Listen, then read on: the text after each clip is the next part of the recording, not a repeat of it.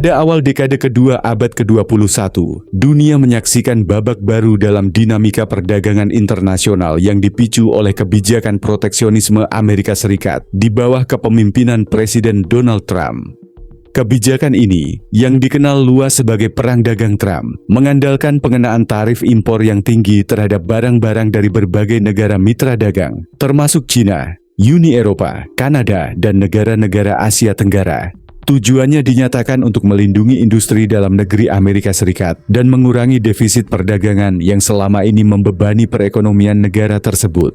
Namun, setelah beberapa tahun berjalan, bukti empiris dan analisis ekonomi menunjukkan bahwa kebijakan ini justru menjadi bumerang yang merugikan ekonomi domestik Amerika Serikat sendiri.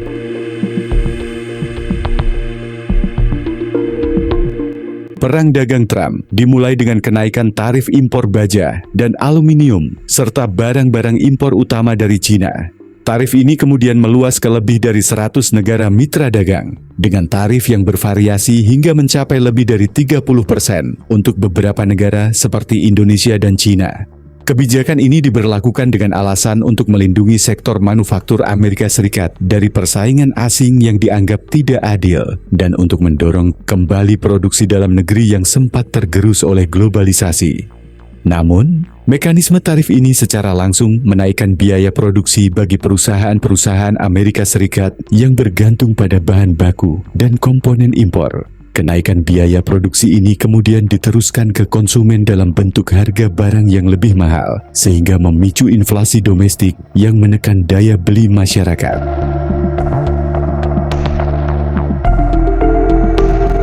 Data dan penelitian menunjukkan bahwa meskipun neraca perdagangan Amerika Serikat sempat mengalami perbaikan nominal akibat pengurangan impor, pertumbuhan produk domestik bruto dan kesejahteraan masyarakat justru menurun. Studi yang menggunakan model simulasi GTAP versi 9 mengungkapkan bahwa perang dagang menyebabkan penurunan pertumbuhan ekonomi Amerika Serikat secara keseluruhan, meskipun sektor baja dan aluminium mendapat manfaat sementara dari perlindungan tarif.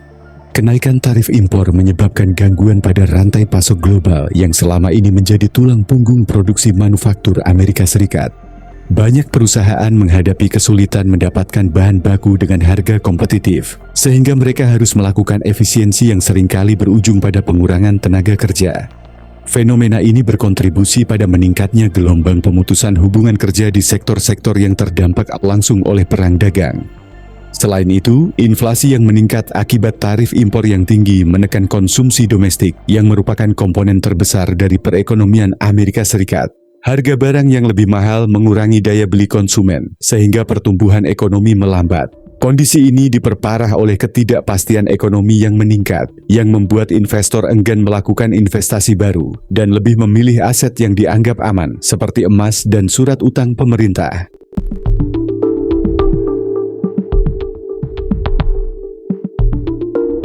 Perang dagang Trump tidak hanya berdampak pada Amerika Serikat secara langsung, tetapi juga mengguncang perekonomian mitra dagang utama. Negara-negara seperti China, Uni Eropa, dan negara-negara ASEAN mengalami penurunan ekspor ke Amerika Serikat akibat tarif yang tinggi. Penurunan ekspor ini menyebabkan perlambatan ekonomi di negara-negara tersebut, yang pada gilirannya menurunkan permintaan impor dari Amerika Serikat. Dengan kata lain, penurunan ekonomi global yang dipicu oleh perang dagang turut memperburuk kondisi ekonomi domestik Amerika Serikat melalui saluran perdagangan dan investasi. Misalnya, sektor otomotif dan elektronik yang sangat bergantung pada ekspor ke Amerika Serikat mengalami penurunan permintaan yang signifikan. Hal ini juga berdampak pada sektor padat karya seperti tekstil dan pakaian jadi, yang menghadapi tekanan besar dari merek internasional yang mengurangi pesanan karena kenaikan tarif. Akibatnya terjadi oversupply produk di pasar domestik negara-negara produsen lain yang tidak terkena tarif tinggi, yang semakin memperketat persaingan dan menekan profitabilitas industri.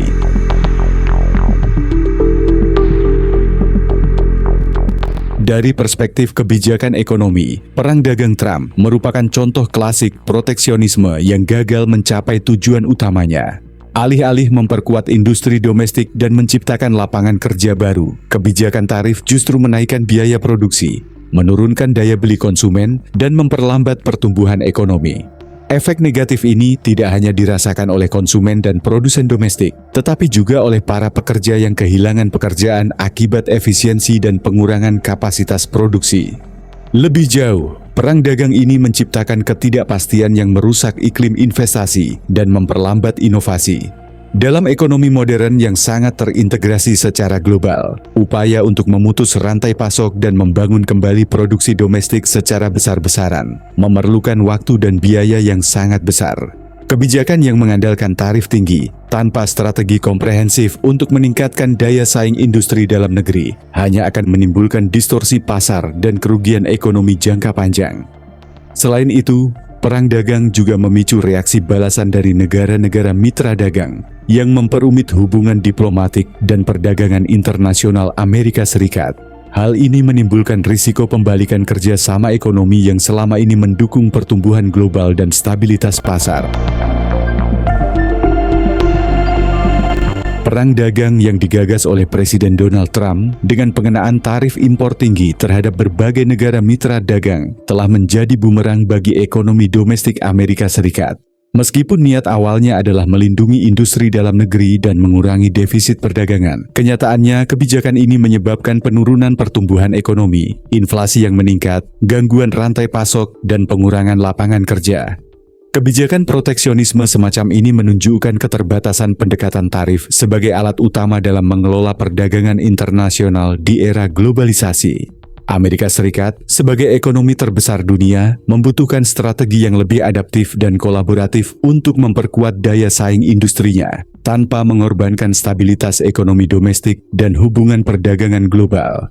Dengan demikian, pelajaran dari perang dagang Trump harus menjadi bahan evaluasi penting bagi pembuat kebijakan di masa depan, agar dapat merumuskan kebijakan perdagangan yang tidak hanya melindungi kepentingan nasional, tetapi juga menjaga keseimbangan dan keberlanjutan ekonomi dalam konteks global yang saling bergantung.